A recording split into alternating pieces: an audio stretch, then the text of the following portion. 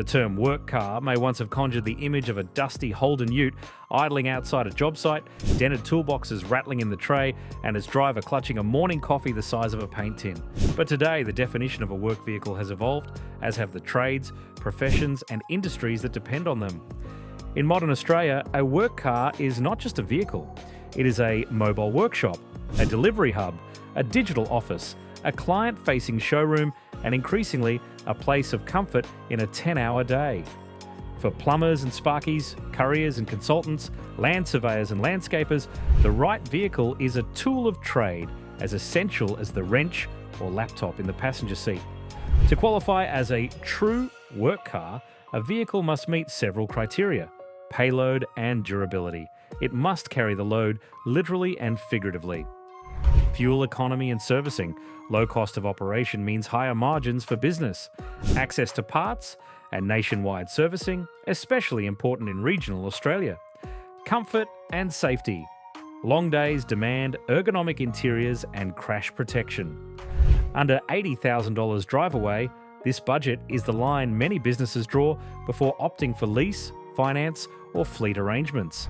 These vehicles fall into three primary categories: vans, favoured by couriers, mobile service techs, tradespeople, and delivery businesses; utes and light trucks, the backbone of Australia's tradie culture, with flexibility, towing, and off-road capability; wagons, SUVs, popular with consultants, sales reps, and field operatives needing AWD capability and space without a tray.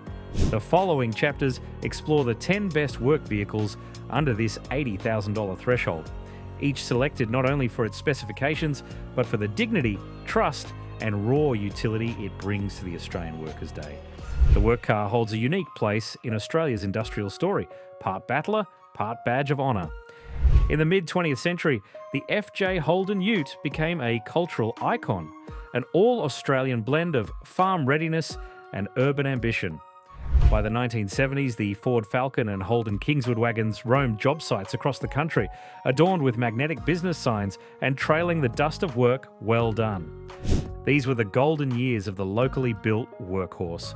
Vehicles like the Holden 1-tonner, Chrysler Valiant Ute, and Toyota Land Cruiser 40 Series formed the backbone of Australia's construction boom, agricultural expansion, and tradie renaissance. Then came the end of local manufacturing. Holden shuttered, Ford realigned, and Toyota restructured its operations. In their place entered a new class of global contenders: utes from Thailand, vans from Japan and Korea, and increasingly entries from China. Today's best work cars wear international badges, but they serve the same rugged spirit. These are the modern descendants of those dusty legends, ready to go anywhere, do anything, and take a beating in the name of progress. If Australia had a national workhorse, it would likely wear a Toyota badge. The HiLux SR5 is not just a ute, it's a rite of passage. The SR5 model in particular has struck the perfect balance between durability, reputation, and just enough comfort to live in it 5 days a week. With a 2.8-litre turbo diesel, the HiLux SR5 pumps out 150 kilowatts and 500 newton meters, enough to tow 3.5 tonnes without breaking a sweat. It's loaded with safety gear, Apple CarPlay, dual-zone climate, and active cruise control, proving work and comfort need not be exclusive.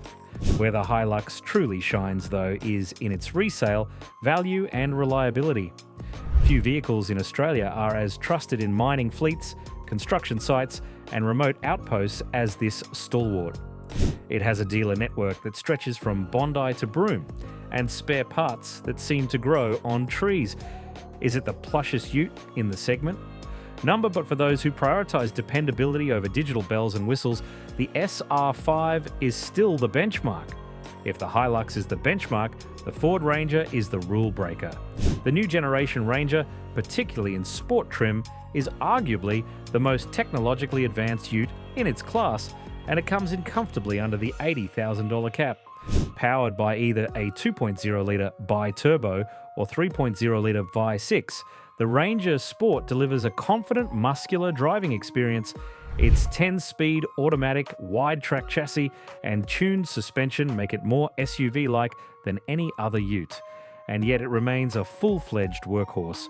with 3,500 kilograms towing and up to 1,120 kilograms payload. Inside, the 12-inch portrait touchscreen, digital instrument cluster, and intuitive layout rival many European passenger cars. For businesses that need their team to represent a polished image, or for sole traders who live out of their car, the Ranger Sport is as smart as it is strong. The Isuzu DMax might not wear the flashiest badge, but it's one of the most respected utes in Australia, especially among those who value simplicity and strength over slick marketing. The LSU trim, under $70,000 drive away in most states, offers a 3.0-litre turbo diesel with a grunt-heavy 450 Newton meters and an unshakable 6-speed auto. The DMax is renowned for surviving the kind of punishment that breaks lesser vehicles, making it the go-to in mines, outback operations, and agricultural fleets. The newer generations have upped the ante on tech with adaptive cruise control, lane keeping assist, and a decent infotainment system. But it's the mechanical heart of the DMax that makes it a legend. Buy one if you want peace of mind more than prestige. It's easy to overlook the Mitsubishi Triton in a market dominated by HiLuxes and Rangers, but that would be a mistake. The GSR Dual Cab 4x4, at well under $60,000, offers super select AWD, decent towing, and Mitsubishi's 10-year warranty with capped price servicing. That's long-term value, no competitor matches. The Triton doesn't pretend to be a luxury car. It offers honest performance, a reliable 2.4-litre diesel engine, and a tight turning circle that makes it popular with urban tradies. It might not win drag races, but it will finish every job, and then some. While Utes dominate the job site, the Toyota HiAce rules the service lane. The LWB diesel auto variant, sitting comfortably under $60,000, is a courier's dream. With over 6,000 litres of cargo space, sliding doors on both sides, and Toyota's famed reliability, it's been the default van for decades. Under the bonnet lies a 2.8-litre diesel with 130 kilowatts. Not a powerhouse, but enough to haul, deliver, and operate with minimal fuss. The latest HiAce features car-like safety and updated cabins that don't punish the back. This isn't the prettiest van on the road, but like any good mule, it's not meant to be. It's meant to work relentlessly. Chinese Upstart LDV has disrupted the work van market with the Deliver 9, offering Sprinter-level size at half the price. And while brand snobs may scoff, the numbers and the specs speak for themselves. The mid-roof LWB auto variant is priced under $55,000 drive away. It comes with a 2.0-litre turbo diesel, a standard 10-inch touchscreen, cruise control, rear sensors, and a payload over 1,600 kilograms. Is it as refined as a Mercedes-Benz Sprinter or Ford Transit? Not quite. But in pure value for volume terms, it's unmatched. For businesses needing a reliable hauler without crushing lease costs, the Deliver 9 is a game changer. Not every work car has a tray. For field officers, environmental consultants, and those who crisscross regional roads, few vehicles blend all-wheel drive confidence, cargo space, and comfort, quite like the Subaru Outback. The AWD touring spec, around $55,000 drive away, includes luxurious appointments like Napa leather, a massive 11.6-inch touchscreen, and eyesight safety systems. Yet it still hauls tools, climbs rutted forestry roads, and devours highway kilometres like a champ. The Outback isn't just a crossover, it's a smart alternative for workers who need rugged ability without a commercial badge. Co-developed with Ford, the new Volkswagen Amarok brings German finesse to the rough and ready ute market, with core and life variants sneaking in just under $65,000 to $75,000, depending on configuration.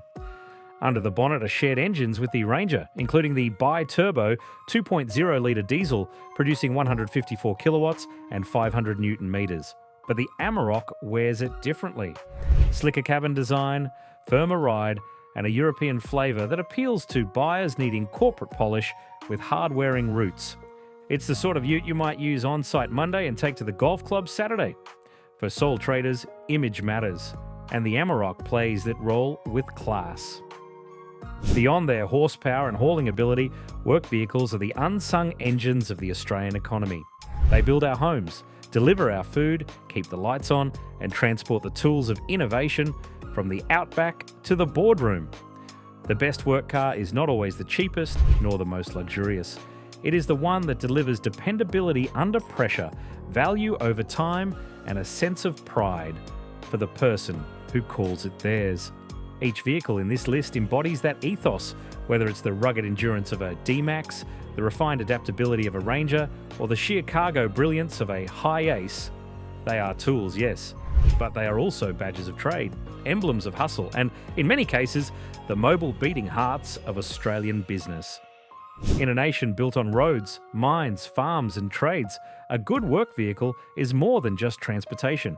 It's a partner in purpose, and choosing the right one, as this list proves, can make all the difference.